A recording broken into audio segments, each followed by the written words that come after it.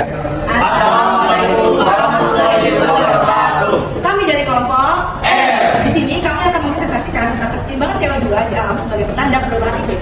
Sebelumnya, perkenalkan nama saya Kisha Ilmazina dengan NIM I101241101. Nama saya Adi Kiro Fikro Sofia dengan NIM E24012411. Nama saya Izati Afifah Naura dengan NIM G4401241051. Nama saya Muhammad Ryan Duka, NIM G3401241012. Dan nama saya Tanggi Udin Setri dengan NIM E3401241029. Jadi, apa itu CO2? CO2 atau karbon dioksida adalah gas rumah kaca yang secara alami ada di atmosfer bumi. Dan gas ini sangat berperan penting dalam menjaga suhu bumi agar tetap hangat. Namun, peningkatan konsentrasi dari CO2 akibat aktivitas manusia telah menyebabkan banyak perubahan iklim yang signifikan.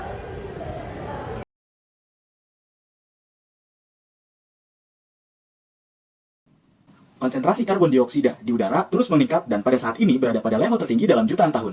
Meskipun angka pastinya terus berubah, pada tahun 2023, konsentrasi karbon dioksida global telah mencapai 421 ppm, yang merupakan peningkatan 50% dibandingkan masa pra-industri. Selanjutnya, faktor yang mempengaruhi jumlah konsentrasi CO2.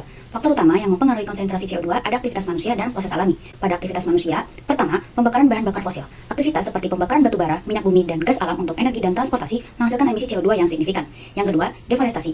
Penebangan hutan untuk pertanian atau pembangunan mengurangi jumlah pohon yang dapat menyerap CO2. Yang ketiga, industri. Industri dapat menghasilkan emisi CO2 seperti produksi semen dan baja. Yang kelima, pengelolaan limbah. Pengelolaan limbah seperti degradasi limbah organik dapat menghasilkan gas CO2 dan metana. Selanjutnya, proses alam. Proses alam seperti vulkanisme, pelapukan batuan, dan respirasi organisme juga melepaskan CO2 ke atmosfer.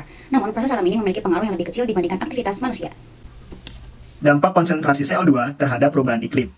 Peningkatan konsentrasi karbon dioksida atau CO2 di atmosfer merupakan salah satu penyebab utama perubahan iklim. CO2 berperan sebagai gas rumah kaca yang menyebabkan panas di atmosfer, sehingga meningkatkan suhu global. Dampaknya meliputi, yang pertama, peningkatan suhu global, yang kedua, pencairan es dan kenaikan permukaan laut, yang ketiga, kerusakan ekosistem, yang keempat, dampak pada pertanian dan pangan, dan yang kelima adalah masalah kesehatan.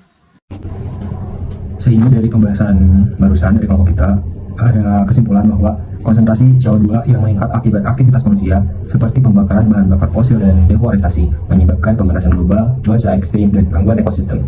Untuk mengatasi ini, perlu upaya kolektif seperti reforestasi, energi terbarukan, efisiensi energi, transportasi ramah lingkungan, dan edukasi publik. Dengan langkah tepat, kita bisa mengurangi CO2 dan dampak perubahan iklim demi masa depan yang lebih baik. Sekian dari kelompok kami, kurang lebihnya mohon maaf. Assalamualaikum warahmatullahi wabarakatuh.